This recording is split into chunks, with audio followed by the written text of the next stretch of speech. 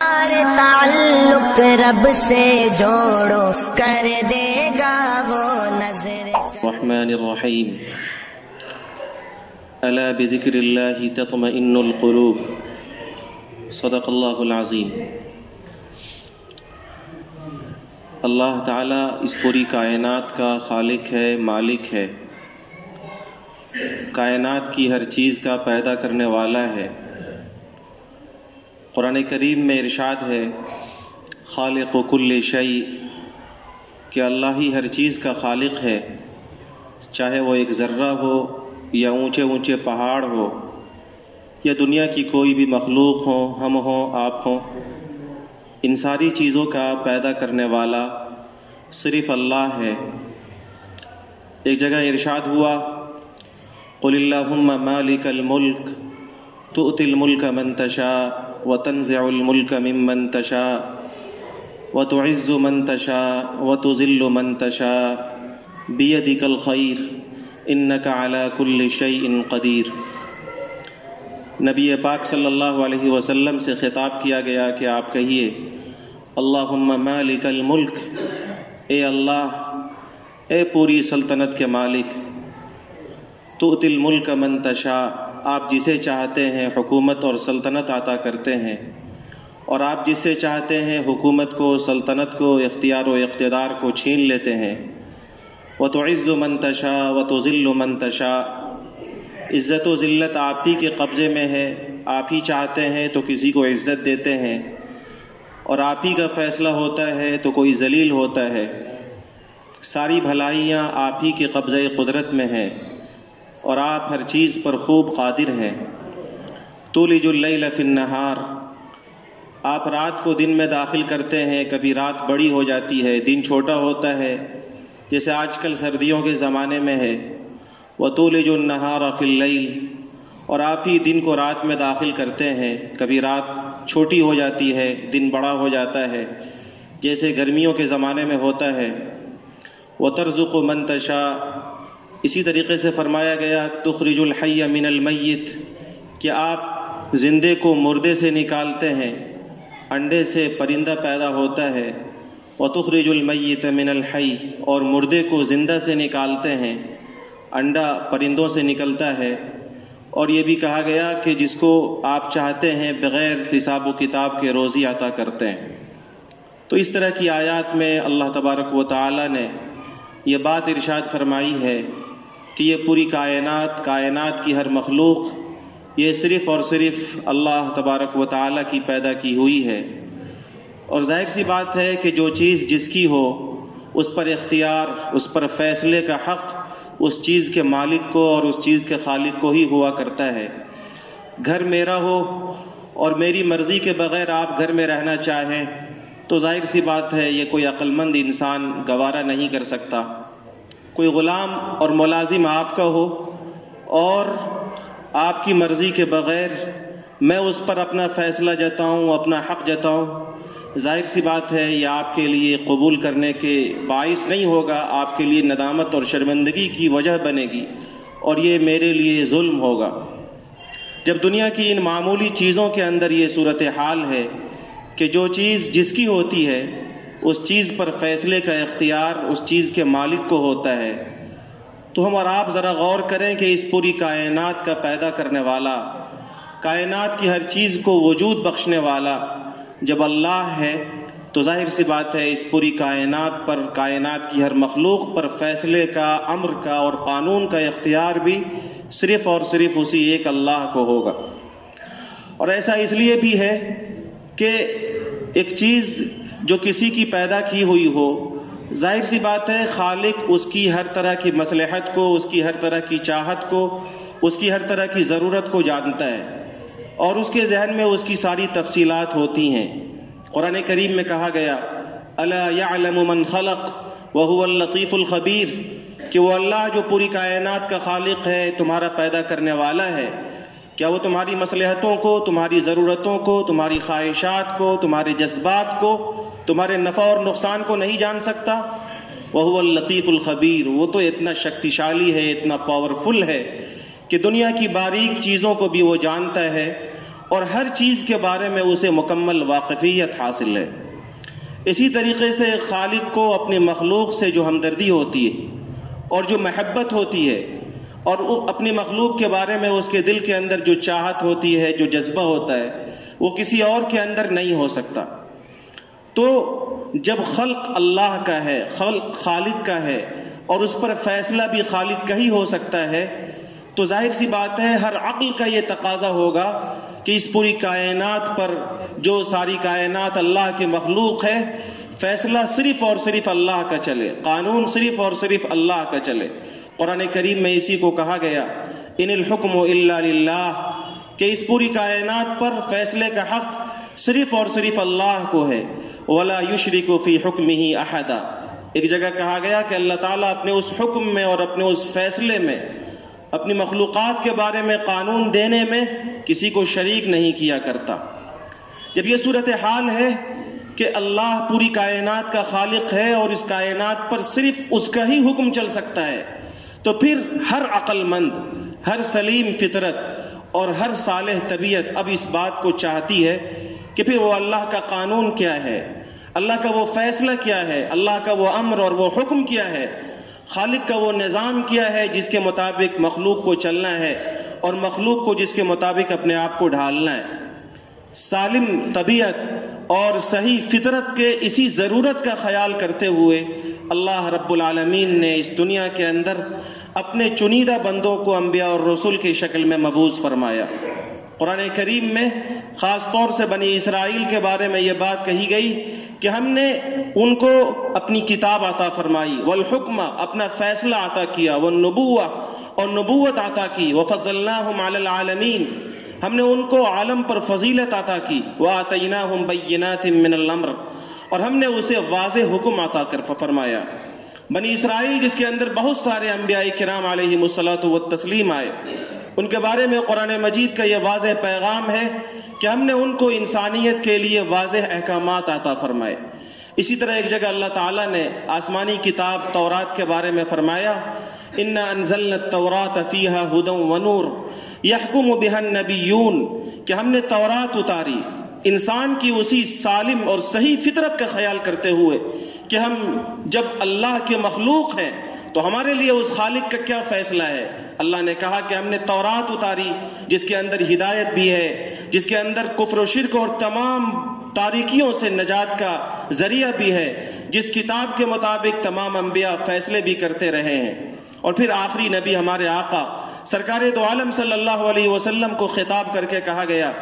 کہ فَحْكُمْ بَيْنَهُمْ بِمَا أَنزَلَ اللَّهُ وَلَا تَتَّبِعْ أَهْوَاءَهُمْ عَمَّا جَاءَكَ مِنَ الْحَقِّ۔ اے نبی، انسانوں کی ضرورت کا، اس کی مصلحت کا اور اس کے نفع و نقصان کا خیال کرتے ہوئے انسانوں کے خالق نے، اللہ نے انسانوں کے نام جو حق اتارا ہے، جو فیصلہ اتارا ہے، اس فیصلے اور اس حق اور اس قانون کے مطابق آپ انسانوں کے درمیان فیصلہ کیجئے، اور کبھی بھی کسی بھی معاملے میں فیصلہ کرنے میں آپ کسی بھی انسان کی یا اپنی خواہش کا خیال بالکل مت رکھیے۔ انسانوں کی خواہشات کی یا اپنے خواہشات کی پیروی آپ کو اللہ کے اتارے گئے اس حق سے نہ ہٹا پائے اور اس حق کے خلاف فیصلہ کرنے پر مجبور نہ کرنے پائے۔ اسی طرح حضرت داؤد علیہ السلام کو خطاب کر کے اللہ تعالیٰ نے کہا، یا داؤد انا جعلناک خلیفۃ فی الارض فاحکم بینہم بما انزل اللہ ولا تتبع اہواءہم عما جاءک من الحق، کہ اے داؤد، آپ کو ہم نے اس دنیا کے اندر اپنی خلافت کے لیے اتارا۔ ظاہر سی بات ہے کہ انبیاء کرام علیہم الصلاۃ والتسلیم کو اللہ تعالیٰ نے اس دنیا کے اندر اپنی خلافت کے لیے اور نیابت کے لیے اتارا ہے۔ وہ اس دنیا کے اندر بھیجے ہی اس لیے گئے تاکہ اللہ کے فیصلے کو اور اللہ کے قانون کو انسانوں میں نافذ کریں، اللہ کے فیصلے کو انسانوں کے درمیان رائج کریں۔ حضرت داؤد کو یہ کہا گیا کہ ہم نے آپ کو اپنا خلیفہ بنایا ہے، اپنا نائب بنایا ہے، تاکہ آپ انسانوں کو اللہ کے قانون کے مطابق زندگی گزارنے پر مجبور کریں اور انسانیت کو اللہ کا وہ فیصلہ اور خالق کا وہ حکم سنائیں جو آپ پر اتارا گیا ہے۔ قرآن مجید کی ان آیات کے بعد اللہ تعالیٰ نے ایک جگہ ایک عام حکم دیا کہ انسانوں کے نام اللہ تعالیٰ نے بحیثیت خالق اپنا حق اختیار کرتے ہوئے، اپنا تصرف اختیار کرتے ہوئے اپنی مخلوقات کے نام جو حکم اتارا ہے، جو قانون اتارا ہے، جو فیصلہ اتارا ہے، اگر کوئی انسان اللہ کے اس فیصلے کو نہ مانے،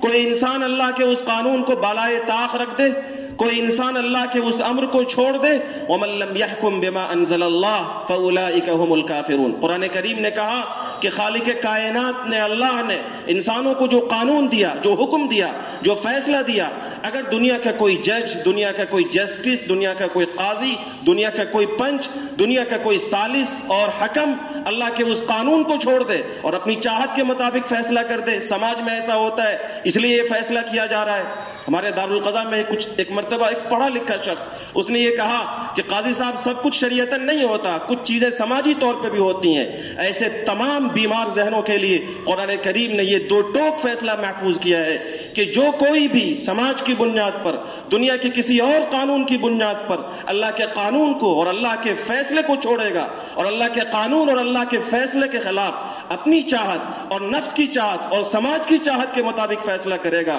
اولئک هم الکافرون، یہ وہ لوگ ہیں جو اللہ کے فیصلے کے منکر ہیں، یہ وہ لوگ ہیں جو کافر ہیں، یہ وہ لوگ ہیں جو امر خداوندی کا انکار کرنے والے ہیں۔ اور اسلام نے تو قانون کے اندر اتنا زیادہ ایکویلٹی اور اتحاد کا مظاہرہ کیا ہے کہ ایک موقع سے کسی خاتون نے چوری کی اور بڑے خاندان کی عورت تھی اور چاہا گیا کہ خاندان کی اس عورت کو اسلام کے قانون سرقہ سے بچا لیا جائے، جس قانون کے مطابق چور کرنے والے کا ہاتھ کاٹا جاتا ہے۔ لوگوں نے سفارش کی امام کائنات صلی اللہ علیہ وسلم کی بارگاہ میں کہ یا رسول اللہ، یہ بڑے خاندان کی عورت ہے، اگر اس نے چوری کی ہے تو کوئی قانون میں تخفیف کر دیجئے، اسے بچا لیجئے۔ تو زبان رسالت نے وہ تاریخی جملہ کہا جو پوری دنیا کے تمام منصفوں کے لیے اپنے اندر بہت بڑا پیغام رکھتا ہے۔ آپ نے فرمایا لو ان فاطمہ بنت محمد سرقت لقطعت یدها، تم اس خاتون کی بات کرتے ہو، سنو، اگر محمد عربی صلی اللہ علیہ وسلم کی بیٹی بھی چوری کرتی تو اس کا ہاتھ کاٹا جاتا۔ اسلام نے جو قانون دیا ہے زندگی گزارنے کے لیے انسانوں کو،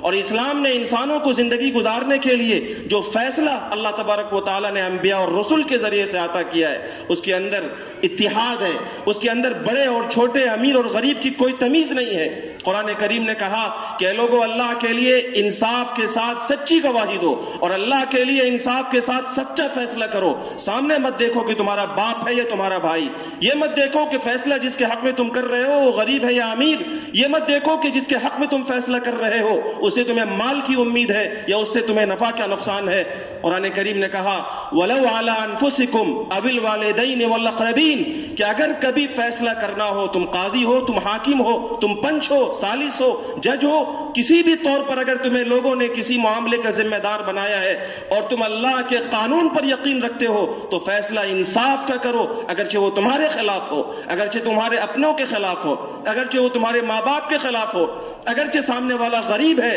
اور تمہارے ذہن میں یہ بات آ رہی ہے کہ اگر غریب کے خلاف فیصلہ ہو جائے گا تو اس کا نقصان ہو جائے گا۔ اللہ نے فرمایا إِن يَكُنْ غَنِيًّا أَوْ فَقِيرًا فَاللَّهُ أَوْلَىٰ بِهِمَا، غریب کے خلاف فیصلہ ہو تب بھی کرو، امیر کے خلاف فیصلہ ہو تب بھی کرو، وہ غریب ہو یا امیر، اللہ تمہارے مقابلے میں اس کا زیادہ خیر خواہ ہے۔ قرآن کریم نے میرے بزرگوں اور دوستوں اپنا حکم، اللہ تعالیٰ کا پیغام انسانیت کے نام نافذ کیا ہے اور انسانیت کو اس بات کا پابند کیا ہے کہ آدمی ہر حال میں اور ہر ماحول میں اللہ تعالیٰ کے اس قانون اور اللہ تعالیٰ کے اس امر کے مطابق اپنی زندگی کو گزارے، اور فیصلہ بھی کرنا ہو تو اللہ کے اسی قانون کو اور خالق کے اسی امر کو ملحوظ نظر رکھے۔ لیکن اگر دنیا کا انسان اللہ کے اس فیصلے کو چھوڑے گا،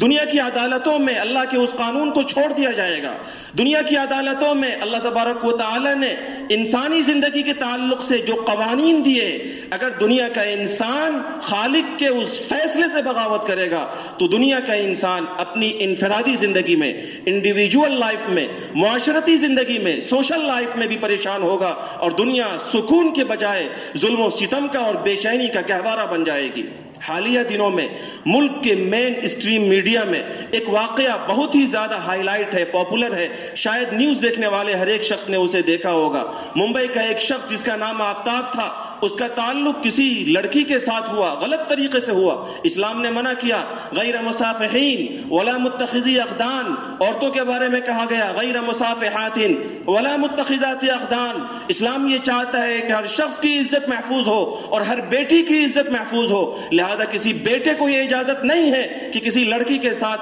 چھپ کر کے بدکاری کرے یا اس کے ساتھ چھپ کر کے دوستی کرے. کسی بیٹی کو اور کسی لڑکی کو یہ حق نہیں دیا گیا کہ وہ کسی لڑکے کے ساتھ بوائے فرینڈ کا رشتہ قائم کرے, چھپ کر دوستی کرے اور غلط کاری کرے. اسلام نے منع کیا, اسلام کے اس قانون کو چھوڑ دیا گیا, اور شادی سے پہلے ایک ایسا تعلق قائم ہوا جو تعلق بعد میں اس کا دوستی سے بدلا, پھر وہ دوستی کا تعلق محبت سے بدلا, اور پھر اس کے بعد ان دونوں کے اندر ایسا تعلق ہوا کہ وہ ممبئی سے دہلی آئے. دہلی میں دونوں میں کسی بات پر نوک جھونک ہوئی, لڑکی کا مطالبہ تھا کہ مجھ سے شادی کرو اور لڑکا اس پر انکار کرتا رہا, یہاں تک کہ غصے میں آ کر اس شخص نے جس کا نام تو بظاہر مسلمان والا تھا لیکن اس کی فطرت میں اللہ کے قانون کا کوئی پاس و لحاظ نہیں تھا, اس شخص نے اس لڑکی کا نہ صرف یہ کہ مرڈر کیا, اس کا قتل کیا, بلکہ اس کے بعد حیوانیت و درندگی کا وہ واقعہ انجام دیا جسے سنا کر انسانوں کے رونگٹے کھڑے ہو جاتے ہیں. اس نے اس مقتولہ کی باڈی کے 35 ٹکڑے کیے اور پھر اسے فریزر میں ڈال دیا, اور پوری دنیا کی نگاہ سے اپنے اس جرم کو چھپانے کے لیے اس نے اس کی جسم کی اس بوٹی کو ایک ایک کر کے جنگل میں پھینکنا شروع کیا. اس کے موبائل کو چالو رکھا تاکہ دنیا کی نگاہ میں وہ لڑکی زندہ ثابت ہو سکے, اور اپنے جرم کو چھپانے کے لیے اس کی باڈی کو یخلق کہیں پھینکا نہیں بلکہ اس کے 35 ٹکڑے کیے تاکہ ایک ایک ٹکڑے کبھی ادھر کبھی ادھر اگر پھینک دیا جائے تو دنیا کی نگاہ میں میرا جرم چھپا ہوا رہ جائے گا. میرے بزرگوں, یہ ایک واقعہ نہیں ہے اس ملک کے اندر درندگی کا, حیوانیت کا, عورت کی بچی کی عصمت کو تار تار کرنے کا, بلکہ رپورٹ ہے اس ملک کی کہ اس ملک کے اندر روزانہ ہر 20 منٹ پر ایک لڑکی کی عصمت تار تار ہوتی ہے. یہ ملک کی رپورٹ ہے, اور ماہرین نے یہ رپورٹ تیار کی ہے کہ اس ملک کے اندر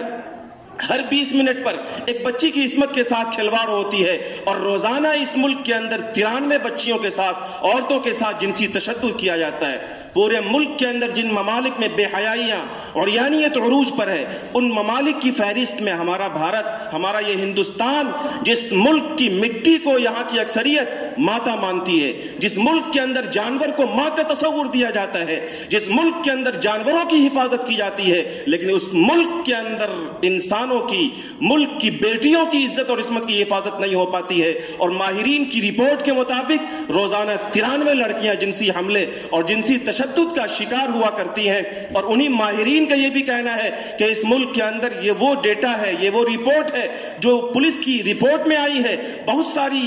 زناکاری, عصمت دری کے واقعات اکثر ایسے ہوتے ہیں جو پولیس رپورٹ میں نہیں آ پاتی ہے. میرے بزرگوں اور دوستوں, اسلام نے کبھی بھی ظلم کو برداشت نہیں کیا, اسلام نے کبھی بھی ظالم کا ساتھ نہیں دیا, اسلام نے ہمیشہ عدل و انصاف کا پیغام دیا. اسلام نے یہ کہا اتقوا الظلم فإن الظلم ظلمات یوم القیامہ, اے انسانوں ظلم سے بچو, کیونکہ ظلم کسی پر بھی کرو گے تو یہ آخرت میں تمہارے لیے بہت ساری تباہی و بربادی کا سبب بنے گا. فرمایا گیا کہ اپنے آپ کو اتقی دعوت المظلوم, مظلوم کی آہ سے بھی بچاؤ. کبھی کسی کی چیز ناجائز طریقے سے مت لو, کبھی کسی کی چیز پر ناجائز حملے مت کرو, کبھی کسی کی جان پر, اس کے املاک پر ظلم مت کرو. اگر تم ظلم کرو گے اور مظلوم کی زبان سے آہ نکل گئی تو وہ تمہاری آخرت اور تمہاری دنیا کو تباہ کرنے کے لیے کافی ہے. بترس ازاہ مظلومہ کہ ہنگامے دعا کردن, اجابت از در حق بہرے استقبال میں آئے. کبھی کسی پر ظلم مت کرنا, کیونکہ اللہ کی بارگاہ میں مظلوم کی آہ ایسی قبول ہوتی ہے کہ قبولیت اللہ کے دربار سے خود آتی ہے, آہ کو اٹھنا نہیں پڑتا. میرے بزرگوں اور دوستوں, اسلام نے انسانی جان کی یہ قدر و قیمت بتائی ہے. یہ پوری دنیا کے انسانوں کے لیے اور پوری دنیا کی عدلیہ کے لیے پیغام ہے. قرآن کریم نے کہا کہ ایک انسان کی جان پوری دنیا کے انسان کی جان کی حفاظت کے مترادف ہے. اگر کسی انسان نے کسی ایک جان کو ناحق مار دیا, کسی ایک کا ناحق خون کر دیا, فَكَأَنَّمَا قَتَلَ النَّاسَ جَمِيعًا,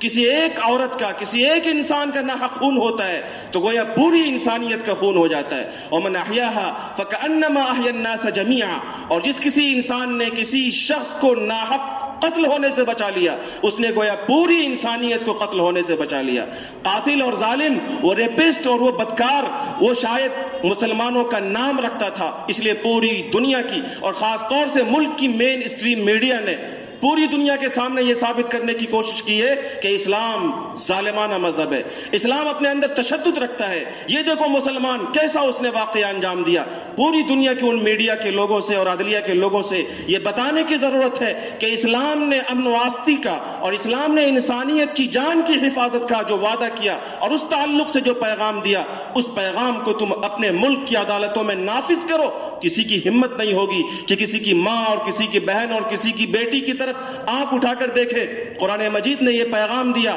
السارق والسارقہ فاقطعوا ایدیہما جزاء بما کسبا نکالا من اللہ۔ اسلام یہ چاہتا ہے، اللہ کا قانون یہ چاہتا ہے کہ معاشرے کے ہر انسان کی جان بھی محفوظ ہو اور اس کا مال بھی محفوظ ہو۔ اس لیے اسلام نے کہا کہ اگر کبھی کوئی انسان کسی کے مال کو لے لے، ناحق لے لے، چوری کر لے، تو چور کے ہاتھ کاٹ ڈالو۔ اگر عدالتوں میں یہ فیصلہ کر دیا جائے تو کبھی کسی کی جرت نہیں ہوگی کہ وہ کسی کے مال کو ناجائز طریقے سے چوری کے ذریعے سے اپنا بنا لے۔ قرآن کریم نے کہا الزانیۃ والزانی فاجلدوا کل واحد منہما مئۃ جلدہ، کہ اللہ کی اس پاک زمین کو گندے کرنے والے لوگ اگر ناجائز طریقے سے اپنی جنسی خواہش کو پوری کرتے ہیں اور اللہ کی اس پاک زمین کو کالا کرتے ہیں، داغدار کرتے ہیں، اللہ کی اس زمین پر منہ کالا کر کے اللہ کی اس زمین کو اور معاشرے کے انسانوں کو ناپاک کرتے ہیں، تو ایسے بدکاری مردوں اور عورتوں کو اگر وہ غیر شادی شدہ ہیں 100 کوڑے مارو، اور اگر وہ شادی شدہ ہیں فرجموہما نکالا من اللہ، تو ایسا ناپاک اس لائق نہیں ہے کہ اللہ کی اس دھرتی کو گندی کرے،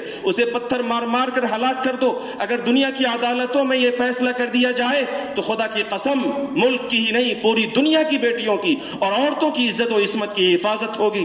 جب جسم کے اندر کوئی زخم ناسور ہو جائے اور ڈاکٹر یہ بتا دے کہ یہ کینسر ہے، اس وقت اگر ڈاکٹر اس انگلی کو اس جگہ کو کاٹ کر الگ کر دے تو دنیا کا کوئی بھی عقل مند یہ نہیں کہے گا کہ کتنا ظالم ڈاکٹر ہے، کتنا بڑا ظالمانہ فیصلہ کرتا ہے کہ جسم کے اس کینسر کے جگہ کو کاٹنے کا حکم دیتا ہے، بلکہ ہر شخص یہ فیصلہ کرے گا کہ پورے باڈی کو چونکہ صحیح سالم رکھنا ہے، اس لیے اس کینسر کو کاٹ کر الگ کرنا ضروری ہے۔ میرے بھائیوں اور میرے بزرگوں، اسلام کا بھی یہی دو ٹوک پیغام ہے کہ پوری دنیا کے انسانوں کی اگر جان کی حفاظت چاہتے ہو، کتبنا علیہم فیہا ان النفس بالنفس، تو جس نے کسی کا مرڈر کیا ہے قاتل کو قتل کر دو، دنیا کے سارے انسانوں کی جان محفوظ ہو جائے گی۔ اگر دنیا کے سارے انسانوں کے املاک کی حفاظت چاہتے ہو، چور کے ہاتھ کاٹ ڈالو، سب کے املاک محفوظ ہو جائیں گے۔ اگر کبھی کسی نے کسی سے منہ کالا کیا ہے اور اللہ کی زمین کو ناپاک کیا ہے تو بدلے میں زانی کو، زانیہ کو سنسار کر دو، اگر وہ غیر شادی شدہ ہے تو 100 کوڑے مارو،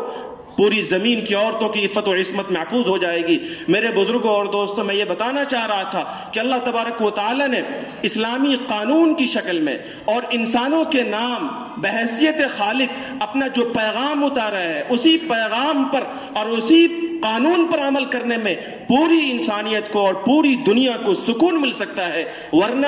آپ سخت سے سخت قانون بنا لے، دنیا کی عدالتیں سخت سے سخت قانون بنا لے، آپ اور دنیا کے لوگ مثال دیتے ہیں کہ یورپ ممالک بہت ترقی یافتہ ہیں، امریکہ بہت ترقی یافتہ ہے، روس بہت ترقی یافتہ ہے، لیکن آپ رپورٹ اور ڈیٹا اٹھا کر دیکھیے، سب سے زیادہ بدکاریاں اور سب سے زیادہ غلط کاریاں انہی ترقی یافتہ ممالک میں ہو رہی ہیں۔ آخر کیسی ترقی اور دنیا کے اندر یہ کیسا عروج کہ آپ نے دنیا کے اندر علم کے اعتبار سے ترقی کر لی، آپ نے اچھے اور سچے اور اپنے دعوے کے مطابق خوبصورت قوانین دنیا کو عطا کیا، لیکن آپ کے قانون کے اندر لوگوں کے املاک محفوظ نہیں ہو پاتے، آپ کے قانون کے اندر بیٹیوں کی عزت اور عصمت محفوظ نہیں ہو پاتی۔ ظاہر سی بات ہے کہ یہ صرف اس لیے ہو رہا ہے ان الحکم الا للہ، کہ خالق اللہ ہے اور مخلوق کے بارے میں اس کی نفع کو، اس کے نقصان کو اور اس کی خواہشات کو اور مخلوق کے ہر نوک اور پلک کو جاننے والا صرف اللہ ہے۔ اس نے انسانیت کی خیر خواہی کے لیے جو قانون عطا کیا ہے، اس قانون سے لوگوں نے پہلو تہی کر لی ہے،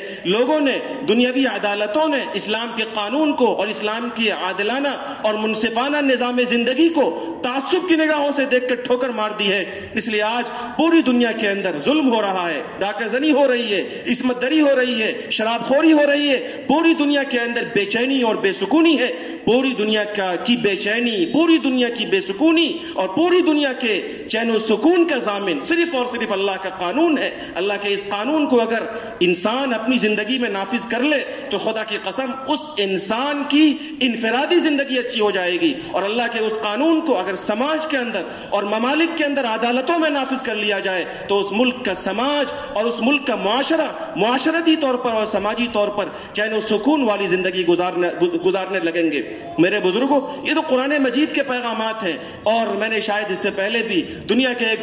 بہت بڑے جنگجو اور جنگی قائد کا ایک جملہ سنایا تھا، نیپولین بوناپارٹ، جس کو عصری تعلیم یافتہ اچھی طریقے سے جانتے ہیں۔ وہ دنیا کا ایک بڑا جنگی قائد تھا اور سلطنت فرانس کا بہت بڑا ماہر تھا، بہت بڑا ماہر جنگی تھا۔ اس نے یہ 17ویں صدی کے اواخر اور 18ویں صدی کی شروعات میں دنیا کے اندر یورپ ممالک کے بہت سارے علاقوں پر فتح کیا اور فرانس کو ایک مضبوط سلطنت بنایا تھا۔ اس نے ایک بات کہی، یہ تو قرآن کریم نے کہا کہ اللہ کے اس قانون کو جو ہیومن نیچر کے، انسانیت کے اور انسانی جذبات کے بالکل موافق ہے، اللہ انسانوں کا خالق ہے، اس نے اپنے مخلوق کی ہمدردی میں اسے جو قانون دیا ہے، ظاہر سی بات ہے اس میں ہر انسان کی ہمدردی اور خیرخواہی چھپی ہوئی ہے، چاہے وہ قانون عبادت کے تعلق سے ہو، چاہے وہ قانون معاملات کے تعلق سے ہو، چاہے وہ قانون سزا کے تعلق سے ہو، حدود اور تعزیرات کے تعلق سے ہو۔ اسلام نے قانون اور قرآن نے اور اللہ نے جو قانون معاشرے کے جس لائن میں دیا ہے، انسانیت کی خیرخواہی اسی کے اندر چھپی ہوئی ہے۔ لیکن دنیا والوں نے بھی اور اس شخص نے بھی جو ایک بڑا جنگی قائد تھا، جس نے اپنے زمانے میں فرانس کو ایک مضبوط سلطنت بنایا تھا، جس نے اپنے زمانے میں یورپ کے بہت سارے علاقوں کو فتح کیا تھا،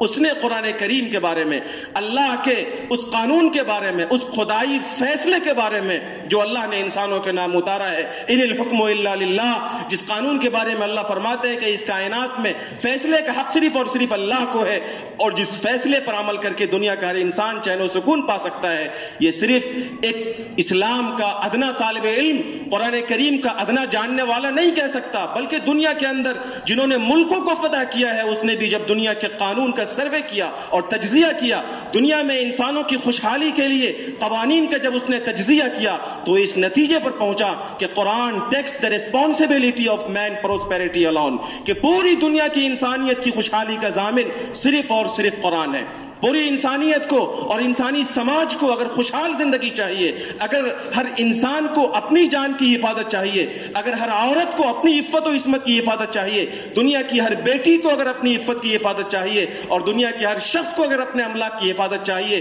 تو یاد رکھو پوری دنیا کی خوشحالی کا ضامن اس وقت پوری دنیا میں صرف ایک کتاب اور ایک قانون کر سکتا ہے، اور وہ صرف قرآن کریم ہے۔ اور پھر اس نے وضاحت کی کہ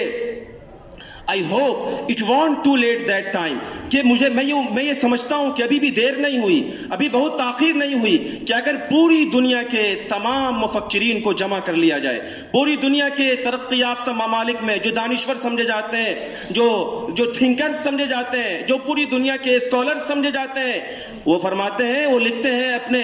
اپنی کتاب میں کہ اگر پوری دنیا کے تمام ماہرین کو، تمام قانون دانوں کو، تمام مفکرین کو جمع کر لیا جائے اور establish a monotone society based on principles of Quran, اور پوری دنیا کے انسانوں کے لیے قرآنی اصول کے مطابق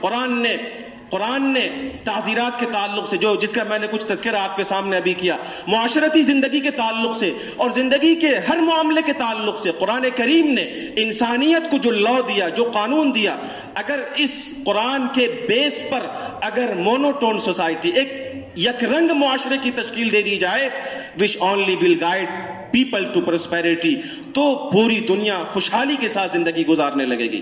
تو یہ صرف اسلام کا جاننے والا اسلامی اسکالر یا اسلام کا ادنا طالب علم آپ کو نہیں کہہ سکتا جس نے قرآن و حدیث کا مطالعہ کیا ہو، بلکہ دنیا کے مفکرین نے اور دنیا کے دانشوروں نے، جس کے دل میں منصفانہ دل تھا، جس کے سینے میں انصاف پسند دل تھا، اس نے جب تجزیہ کیا تو وہ اسی نتیجے پر پہنچا کہ ہماری انفرادی اور ہماری اجتماعی زندگی میں ہر طرح کی خوشحالی کا ضامن اللہ کا یہ قرآن صرف کر سکتا ہے۔ اسی لیے قرآن مجید کی جس آیت کی میں نے تلاوت کی، اللہ تعالیٰ نے اس آیت کے اندر یہ بات ارشاد فرمائی، الا بذکر اللہ تطمئن القلوب، اے دنیا کے انسانوں، تم نے مختلف تہذیبوں کا چکر لگایا، تم نے دنیا کے مختلف تہذیبوں میں اپنے آپ کو ڈالا، مختلف قوانین کا پابند اپنے آپ کو بنایا، تم نے اپنی خواہشات کی غلامی کر لی، تم نے اپنی اپنے چاہتوں کے مطابق اپنی زندگی کو گزار کر دیکھ لیا، تم کو کہیں سکون نہیں ملا، تم کو کہیں چین نہیں ملا۔ آج صورتحال یہ ہے کہ انسان ترقی یافتہ ممالک میں بھی اور ہمارے ممالک میں بھی، ہماری نظروں کے سامنے بھی اپنے اسباب و وسائل کے اعتبار سے دولتوں کی ریل پیل میں ہے، لیکن اسے زندگی میں چین و سکون نہیں مل رہا ہے۔ اللہ جو ہمارا خالق ہے اور جس کے قانون میں ہمارے لیے مکمل خیر خواہی ہے، وہ فرماتے ہیں کہ سنو، اللہ کے ذکر میں صرف تمہارے دل کو سکون مل سکتا ہے۔ اللہ کا قانون جب ہم اپنائیں گے اور اللہ تعالیٰ کے فیصلوں پر جب ہم اپنی زندگی کو گزاریں گے تو ظاہر سی بات ہے اللہ کی یاد اور اللہ کے ساتھ ہمارا تعلق مضبوط ہوگا، اور جب اللہ کی یاد اور اللہ کے تعلق کے ساتھ ہمارا رشتہ مضبوط ہوگا تطمئن القلوب، تو انسان انفرادی طور پر بھی چین و سکون کے ساتھ زندگی گزارے گا، اور اجتماعی طور پر معاشرے میں بھی اس کو چین و سکون کی زندگی میسر آئے گی۔ اس لیے میرے بزرگوں اور دوستوں، اس وقت ہم سب کی دوہری ذمہ داری ہے۔ پہلی ذمہ داری تو یہ ہے کہ ہم خوش نصیب ہیں،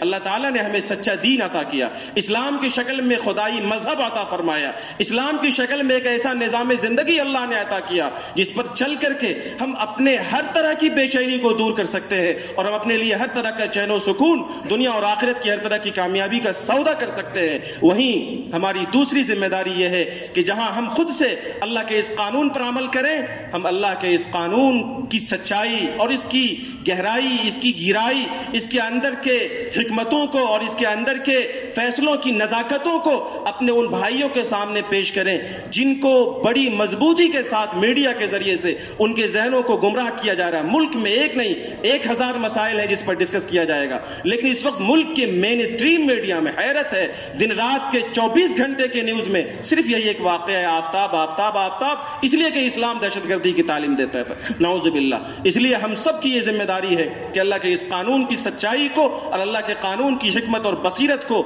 پوری دنیا کے سامنے ہم جہاں تک پہنچا سکتے ہوں پہنچائیں۔ اللہ رب العالمین سے دعا ہے کہ اللہ تعالی ہم سب کو اپنے اس قانون کے مطابق زندگی گزارنے والا بنائے۔